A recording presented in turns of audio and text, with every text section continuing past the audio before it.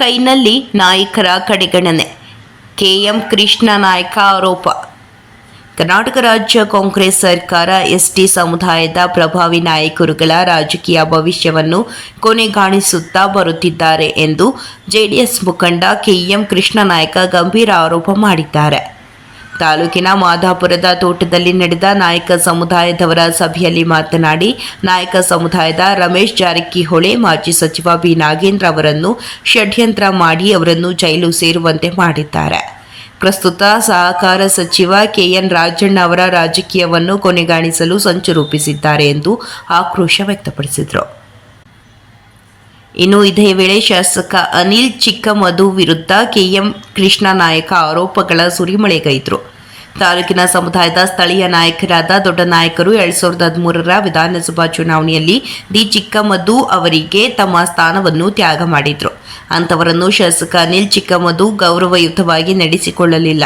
ಜಿಲ್ಲಾ ಪಂಚಾಯಿತಿ ಮಾಜಿ ಸದಸ್ಯ ಚಿಕ್ಕ ವೀರ ನಾಯಕರನ್ನು ಕೂಡ ಕಡೆಗಣಿಸಿದ್ದಾರೆ. ಹೀಗಾಗಿ ನಾಯಕ ಸಮುದಾಯದವರು ಜಾಗೃತರಾಗಬೇಕು ಎಂದು ಕರೆ ನೀಡಿದರು.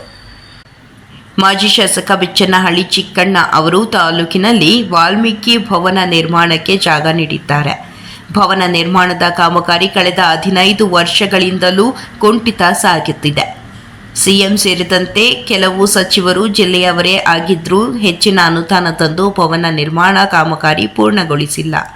ಚುನಾವಣೆ ಸಂದರ್ಭ ವಾಲ್ಮೀಕಿ ಭವನ ತೋರಿಸಿ ಹಣ ಮಂಜೂರು ಮಾಡಿಸಿಕೊಂಡು ಪ್ರಚಾರ ಮಾಡುತ್ತಿದ್ದಾರೆ.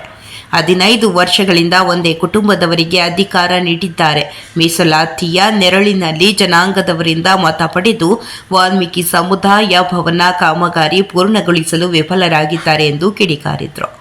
ಇದೇ ಸಂದರ್ಭದಲ್ಲಿ ಜೆಡಿಎಸ್ ಪಕ್ಷದ ಅಧ್ಯಕ್ಷರು, ನಾಯಕರು, ಸಮುದಾಯ ಮುಖಂಡರು ಹೆಚ್ಚಿನ ಸಂಖ್ಯೆಯಲ್ಲಿ ಭಾಗವಹಿಸಿದರು. ವರದಿ ಟಿಎಸ್ ಶಶಿಕಾಂತ್, ಪ್ರಜಾಪವರ್ ಟಿವಿ, ಮೈಸೂರು. ನಮ್ಮ ತಾಲೂಕಲ್ಲಿ ಒಂದು ವಾಲ್ಮೀಕಿ ಭವನ ಕಟ್ಟಕ್ಕೆ 15 ವರ್ಷ ಸಮಯ ತಗೊಂಡಿದ್ದಾರೆ. ಬರೀ ವಾಲ್ಮೀಕಿ ಭವನ ನಾವು ಫೋಟೋ ತೋರಿಸೋದು ನಮ್ಮ ಸಮಾಜದ ಯುವಕರಿಗೆ ಮತ್ತು ಮುಖಂಡರುಗಳಿಗೆ ನಾನು ಭವನ ಮಾಡ್ತಾ ಇದ್ದೀನಿ ಅಂತ ತೋರಿಸ್ತಾರೆ. ಅದನ್ನು 2008ರಲ್ಲಿ ಮಾಜಿ ಶಾಸಕರಾದ ಚಿಕ್ಕಣ್ಣವರು ಅವ್ರ ಸ್ವಂತ ದುಡ್ಡಿಂದ ಆ ಜಾಗನ ಗುರುತಿಸ್ಕೊಟ್ಟಿದ್ರು. ಆ ಜಾಗದಲ್ಲಿ ಸ್ಟಾರ್ಟ್ ಮಾಡಿದಂಥ ಭವನ ಇವತ್ತವರೆಗೂ ಅದು ಒಂದೊಂದು ದಿಕ್ಕಲ್ಲಿ 6 ತಿಂಗಳು ನಡೆಯುತ್ತೆ, 2 ವರ್ಷ ನಿಂತ್ಕೊಳ್ಳುತ್ತೆ. ಚುನಾವಣೆ ಬಂದ 6 ತಿಂಗಳು ಪೇಂಟ್ ಕಟ್ಟಡ ಸ್ಟಾರ್ಟ್ ಮಾಡ್ತಾರೆ, 6 ತಿಂಗಳಾದ್ಮೇಲೆ ಮತ್ತೆ ನಿಲ್ಲಿಸ್ತಾರೆ. ಈಗ ಹೋಗ್ಬೇಕಾದ್ರೆ ನೀವು ಅದನ್ನ ಸ್ಥಳ ಪರಿಶೀಲನೆ ಮಾಡ್ಬೋದು. ಅದೇ ರೀತಿ ತಾಲೂಕಲ್ಲಿ ಯಾವುದೇ ಅಭಿವೃದ್ಧಿ ಕೆಲಸಗಳು ಆಗ್ತಿಲ್ಲ. ನೀವೇ ನೋಡ್ತಾ ಇದ್ದೀರಿ ಸೋಷಿಯಲ್ ಮೀಡಿಯಾದಲ್ಲಿ ಮತ್ತು ವಾಟ್ಸಪ್ ಫೇಸ್ಬುಕ್ನಲ್ಲಿ ಜನನೇ ಈ ಕ್ಷೇತ್ರದ ಅಭಿವೃದ್ಧಿ ಯಾವ ರೀತಿ ಆಗೈತೆ, ಯಾವ ರೀತಿ ಆಗಿಲ್ಲ, ಯಾವ ರೀತಿ ಕೆಲಸ ಮಾಡ್ತಾ ಇದ್ದಾರೆ ಅಂತ ಜನನೇ ಹೇಳ್ತಾ ಇದ್ದಾರೆ. ಯಾಕೆಂದರೆ ನಾನಾಗಲಿ ಅಥವಾ ಜಯಪ್ರಕಾಶ್ ಅವರಾಗಲಿ ನಾವ್ಯಾರೂ ಮಾತಾಡಿಲ್ಲ, ಈ ಕ್ಷೇತ್ರದ ಜನ ಮಾತಾಡ್ತಾ ಇದ್ದಾರೆ. ಯಗ್ನೂರಿನಲ್ಲಿ ಮೊನ್ನೆ ಗದ್ದೆ ನಾಟಿ ಮಾಡಿದ್ದಾರೆ, ಮಹಿಳೆಯರು ಗದ್ದೆ ನಾಟಿ ಮಾಡಿದ್ದಾರೆ. ನಮ್ಮೂರು ಅಭಿವೃದ್ಧಿ ಆಗಿದೆ, ರಸ್ತೆಯಲ್ಲೆಲ್ಲ ನಾವು ಭತ್ತ ಬೆಳೀತಾ ಇದ್ದೀವಿ ಅಂತ ಅಭಿವೃದ್ಧಿ ಆಗಿದೆ ಅಂತೇಳಿ ಭತ್ತ ನಾಟಿ ಮಾಡಿದ್ದಾರೆ. ಹಳ್ಳದ ಮನಗಳಲ್ಲೂ ಅದೇ ಥರ ಆಗಿದೆ. ನಮ್ಮ ಮುಳ್ಳೂರು ಮೊನ್ನೆ ರಾತ್ರಿ ಬಸ್ ಕೆರೆಗೆ ಹೋಗಿತ್ತಲ್ಲ, ನಮಗೆಲ್ಲ ಗೊತ್ತಿರ್ಬೋದು ಬಸ್ ಯಾಕೆ ಕೆರೆಗೆ ಹೋಯ್ತು ಅಂತ. ಗೊಂದಗಾಲುಂಡಿ ರಸ್ತೆ ಸರಿಯಾಗಿದ್ದೀರಿ, ಕೆರೆಗೆ ಬಸ್ ಯಾಕೆ ಹೋಯ್ತಿತ್ತು. ಅದೇ ರೀತಿ ಒಂದು ತಿಂಗಳಿಂದೆ ನಮ್ಮ ಕಟ್ಟೆಮನಹಳ್ಳಿ ಹುಡುಗರು ಬಸವ ಜಯಂತಿ ಕಾರ್ಯಕ್ರಮಕ್ಕೆ ಹೋಗ್ಬೇಕಾದ್ರೆ ಬಿದ್ದು ಆಕ್ಸಿಡೆಂಟ್ ಆಗಿ ಅವತ್ತು ಸುಧಾ ನಾನು ನಿಮ್ಮ ಮುಖಾಂತರ ಮಾತಾಡಿದ್ದೆ. ಫಸ್ಟ್ ಈ ರಸ್ತೆ ಅಭಿವೃದ್ಧಿ ಮಾಡಿಸಿ, ಈ ರಾಜ್ಯದ ಮುಖ್ಯಮಂತ್ರಿಗಳು, ಈ ರಾಜ್ಯದ ಸಚಿವರು ಎಲ್ಲರೂ ಬರ್ತಾ ಇದ್ದಾರೆ ರೆಸಾರ್ಟ್ಗೆ, ಎಲ್ಲರೂ ಬಂದು ಉಳ್ಕೊತಾರೆ, ಎಲ್ಲರೂ ಬಂದು ಹೋಗ್ತಾರೆ. ಅದೊಂದು ರಸ್ತೆ ಅಭಿವೃದ್ಧಿ ಮಾಡಿಸಿ ಅಂತ ಹೇಳಿದೆ. ಆದರೆ ಆ ಆಕ್ಸಿಡೆಂಟಲ್ಲಿ ಒಬ್ಬ ಹುಡುಗ ತೀರೋದ, ಚಿಕ್ಕ ಹುಡುಗ, ಒಬ್ಬನೇ ಮಗ ತೀರೋಯ್ತು ಹುಡುಗ ಅಂತ ಹೇಳಿ ನನಗೆ ಮಾಹಿತಿ ಬಂತು. ನಾವೆಲ್ಲ ಹೋಗಿ ಹಾಸ್ಪಿಟ್ಲಿಗೆ ಹೋಗಿ ಎಲ್ಲ ಸಹಕಾರ ಮಾಡಿ ಬಂದಿದ್ವಿ. ಅದೇ ರೀತಿ ಮೊನ್ನೆ ಆರೋಪುರ ಒಬ್ಬ ತಮಿಳು ಸಮಾಜದ ಒಬ್ಬ ಹುಡುಗ ಬೈಕ್ ಆಕ್ಸಿಡೆಂಟಲ್ಲಿ ತೀರೋಗ್ತಾನೆ. ಅವನು ಯಾಕೆ ತೀರೋದ ಅಂತ ಎಲ್ಲ ಕೇಳಿದ್ರೆ ಆ ಭಾಗದ ಮುಖಂಡರು ಹೇಳ್ತಾರೆ, 2 ಲೋಡ್ 3 ಲೋಡ್ ಏಕ ರೋಡಲ್ಲಿ ಎಮ್ ಸ್ಯಾಂಡು ಎಲ್ಲ ಗುಡ್ಡೆ ಹಾಕಿದ್ರಂತೆ. ಆ ಗುಡ್ಡೆನ ಅದು 3-4 ತಿಂಗಳಿಂದ ಹಂಗೆ ಬಿದ್ದೈತಂತೆ.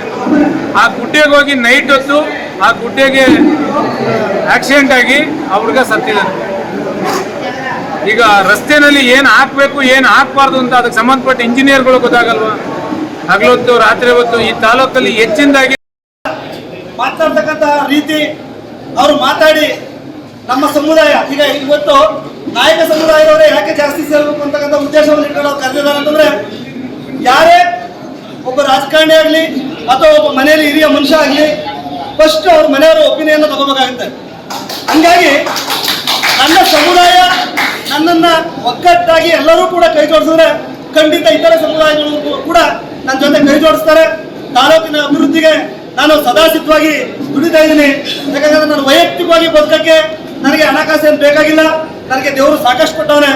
ಏನು ನನ್ನ ಸಮಾಜ ಕಟ್ಟ ಕಡೆಯ ಜನಕ್ಕೂ ಕೂಡ ಒಂದು ಶೈಕ್ಷಣಿಕವಾಗಲಿ ಒಂದು ಆರ್ಥಿಕವಾಗಲಿ ಯಾವುದೇ ರೀತಿಯ ಬೆಂಬಲವನ್ನು ನೀಡಿ ನಾನು ಅವ್ರನ್ನ ಅಭಿವೃದ್ಧಿಯನ್ನು ಮಾಡಬೇಕು ಅಂತಕ್ಕಂಥ ವಿಚಾರವನ್ನು ಇಟ್ಕೊಂಡು ಅವರು ಬಂದಿದ್ದಾರೆ. ಬಗ್ಗೆ ಬಹಳ ಸೌಂಡ್ ಆಗ್ತಿದೆ. ಈಗ ಇದಕ್ಕೆ ಶಾಸಕರ ಅನುಮತಿ ಕೊಟ್ಟಿದ್ದಾರೆ ಅಂತ ಒಂದು ಆರೋಪ ಇದೆ. ಅಕ್ರಮ ರೆಸಾರ್ಟ್ಗಳ ಬಗ್ಗೆ ಈ ತಾಲೂಕಿನ ಅಧಿಪತಿ ಯಾರು? ಶಾಸಕರು. ಈ ತಾಲೂಕಿಗೆ ಯಾವುದೇ ಒಂದು ಕೈಗಾರಿಕೆ ಬರಲಿ, ಒಂದು ರೆಸಾರ್ಟ್ ಬರಲಿ, ಇನ್ನೊಂದು ಬರಲಿ, ಪೊಲ್ಯೂಷನ್ ಬೋರ್ಡ್ ಇದೆ, ಗ್ರಾಮ ಪಂಚಾಯತಿ ಇದೆ, ಪೊಲೀಸ್ ಇದೆ, ತಹಸೀಲ್ದಾರ್ ಇದ್ದಾರೆ. ಇವ್ರ ಗಮನಕ್ಕೆ ಯಾರ ಗಮನಕ್ಕೂ ಬರ್ದೇನೆ ಕಟ್ಟಡ ಮಾಡೋಕ್ಕಾಗತ್ತಾ? ಅವರೆಲ್ಲ ಮಾಡ್ತಾ ಇರೋದಕ್ಕೆ ಕುಮ್ಮಕ್ಕೆ ಇವ್ರು ಕೊಡ್ತಾ ಇರೋದಕ್ಕೆ ಮಾಡ್ತಾ ಇರೋದು. ರೆಸಾರ್ಟ್ ಯಾಕೆ ಬೇಕ್ರಿ? ರೆಸಾರ್ಟು ಇರೋವನ್ನ ಕೊಟ್ಟು ಆಗೋಗಿದೆ. ಹಿಂದೆ ಇರೋ ಏನೋ ಮಾಡ್ಕೊಂಡು ಹೋಗ್ತಾರೆ, ಬಿಟ್ಬಿಡ್ಬೇಕು. ಪ್ರತಿ ವರ್ಷ 5, 6, 10 ನಮ್ಮ ಸಮಾಜದ ನಮ್ಮ ಅಭಿವೃದ್ಧಿ ನಿಗಮದ ದುಡ್ಡು ಹಗರಣ ಆದಾಗ ನೀವು ಧ್ವನಿ ಎತ್ತಲಿಲ್ಲ. ನೀವು ಸದನದಲ್ಲಿ ಅದೇ ಮೀಸಲಾತಿ ನೀವು ಗೆದ್ದಿದ್ದೀರಿ. ST ರಿಸರ್ವೇಶನ್ ಕ್ಷೇತ್ರದಲ್ಲಿ ಗೆದ್ದಿದ್ದೀರಿ. ನೀವು ST ಅಭಿವೃದ್ಧಿ ನಿಗಮದಲ್ಲಿ ಲೂಟಿಯಾದಂತ ಹಣದ ಬಗ್ಗೆ ನೀವು ಸದನದಲ್ಲಿ ಎತ್ತಲಿಲ್ಲ. ನೀವು ಇನ್ಯಾವತ್ತು ನಮ್ಮ ರಕ್ಷಣೆ ಮಾಡ್ತೀರಿ? ನೀವು ಯಾರ್ದು ದುಡ್ಡದು? ಬಡವ್ರ ಮಕ್ಕಳಿಗೆ ವಿದ್ಯಾಭ್ಯಾಸಕ್ಕೆ ಮತ್ತೆ ಸ್ವಯಂ ಉದ್ಯೋಗಕ್ಕೆ ಕೊಡುವಂತ ದುಡ್ಡು. ಯಾಕೆ ಎತ್ತಲಿಲ್ಲ ನೀವು? 2,000 ಜನ ಇಲ್ಲಿಂದ ಹೋಗಿ ನಾವು ಮುತ್ತಿಗೆ ಹಾಕ್ತೇವೆ ಜಿಲ್ಲಾಧಿಕಾರಿ ಕಚೇರಿಗೆ. ನೀವು ಒಬ್ರು ಅಲ್ಲಿ ಸದನದಲ್ಲಿ ಎತ್ತಿದ್ರೆ ನಿಮ್ಗೆ ಇವತ್ತು ಗೌರವ. ಎಲ್ಲಾರು ಮುಗಿಸ್ಕೊಂಡು ಬಂದಿದ್ದಾರೆ ಕಾಂಗ್ರೆಸ್ ಅವರು. ನೀವೆಲ್ಲ ಸೋಷಿಯಲ್ ಮೀಡಿಯಾದಲ್ಲಿ ಇದ್ದೀರಿ, ಎಲ್ಲಾರು ಚೆಕ್ ಮಾಡ್ಕೊಳ್ಳಿ. ರಮೇಶ್ ಜಾರಕಿಹೊಳಿನ ಮುಗಿಸಿ ಮನೆ ಕಳಿಸಿದ್ರು. ನಾಗೇಂದ್ರನ ದುಡ್ಡು ಎತ್ತಿಸಿ ನಾಗೇಂದ್ರ ಕೈ ಸೈನ್ ಮಾಡಿಸಿ ನಾಗೇಂದ್ರನ ಜೈಲಿಗೆ ಕಳಿಸಿದ್ರು. ಮತ್ತೆ ಮಾತಾಡ್ತಾರೆ ಅಂತ ಹೇಳಿ ರಾಜಣ್ಣನಿಗೆ ಇನ್ನೊಂದು ಯಾವ್ದೋ ಬಿಟ್ರು. ರಾಜಣ್ಣವ್ರು ಗಪ್ ಚುಪ್ ಆದ್ರೂ ರಾಜಣ್ಣವ್ರು ಒಪ್ಕೊಂಡ್ರು. ಮೈಸೂರು ಜಿಲ್ಲೆನಲ್ಲಿ MDCC ಬ್ಯಾಂಕ್ ವಿಚಾರವಾಗಿ ಕೈ ಹಾಕಿ ನಾನು ಏನೇನು ಮಾಡಿಕೊಟ್ಟೆ, ಏನೇನು ತಪ್ಪು ಮಾಡಿದೆ, ಏನೇನು ಅವ್ರಿಗೆ ಹಿಂಭಾಗದಲ್ಲಿ ಏನೇನು ಸಹಾಯ ಮಾಡಿದ್ದೀನಿ ಅಂತ ಮುಖ್ಯಮಂತ್ರಿಗಳಿಗೆ ಗೊತ್ತಿರಲಿಲ್ಲ. ಅವರೇ ಹೇಳಿದ್ದಾರೆ, ನಾನು ಹೇಳಿಲ್ಲ. TV9 ಇದು ಪ್ರಸಾರ ಆಗೈತೆ. SC ST ಸಿಗ್ತದೆ. ಆ ದುಡ್ಡನ್ನ ನಿರ್ಮಿತಿ ಕೇಂದ್ರಕ್ಕೆ ಹಾಕಿಂತ ನೀವು ಲೆಟರ್ ಕೊಡ್ತೀರಲ್ಲ, ಏನ್ರಿ ನಿಮ್ದು ವ್ಯವಸ್ಥೆ? 2 ಕೋಟಿ ದುಡ್ಡು ಬಂದಿದ್ರೆ SC ST ಯಾರೋ 4 ಜನಕ್ಕೂ ಗುಕ್ಕೆ ಸಿಗ್ತಾ ಇತ್ತು. ಇನ್ನು 6 ಕೋಟಿಲಿ ಜನರಲ್ ಇರೋಲ್ಲ, ಯಾರು ಜನರಲ್ ಕ್ಯಾಟಗರಿ ಯಾರಿದ್ದಾರೆ ಅವ್ರು ಸಿಗ್ತಾ ಇತ್ತು. ಅವ್ರು ಸಾಲ ಮಾಡ್ಕೊಂಡು ಸೂಲ ಮಾಡ್ಕೊಂಡು ಸಣ್ಣ ಪುಟ್ಟ JCB ಅವು ಗುತ್ತಿಗೆದಾರರು ಮಾಡಿಕೊಂಡು ಇವತ್ತು ಅವರು ಸೀಜ್ ಮಾಡ್ಕೊತಾ ಇದ್ದಾರೆ. SC ST ಸಿಗ್ತದೆ.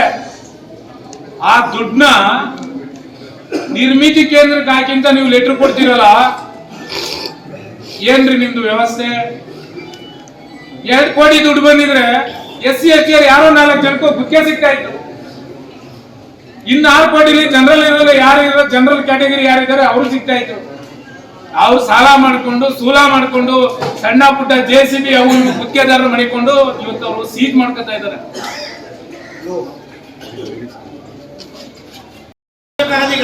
ಆಯ್ತಾ? ಬೇರೆ ಸಮಾಜ ಯಾರು ಬೇಕಾರಾಗ್ಬಿಟ್ರೆ ನಮ್ಮ ಸಮಾಜನ ನಾವು ಉಳಿಸ್ಕೋಬೇಕಾಗಿದೆ. ಈಗ ನೋಡ್ರಿ, ಬೇರೆ ಸಮಾಜದವರು ಹೋಗಿ ಲಕ್ಷ ಕೊಟ್ಟು ಲಕ್ಷ ಸಂಪಾದನೆ ಮಾಡಿರಿ, ಕನಕ ಬಂದಿರಿ. ನಮ್ಮ ಸಮಾಜದವರು ಹೋಗಿ ಬಡ ಮಕ್ಕಳು ಮದುವೆ ಮಾಡ್ಬೋದಲ್ಲ ನಮ್ದಾದ್ರೆ. ಹಂಗಾಗಿ ಮುಂದಿನ ದಿನದಲ್ಲಿ ಇದು ಏನು ಬಂದಿದ್ದು ಇದೇ ಒಗ್ಗಟ್ಟು ಎಲ್ಲರೂ ಇರಲಿ. ಮುಂದಿನ ದಿನ ಈ ಬದಲಾವಣೆನ ಮಾಡೋಣ. ನಮ್ಮೆಲ್ಲರ ಸಹಕಾರದಿಂದ ಕೃಷ್ಣ ನಾಯಕರಿಗೆ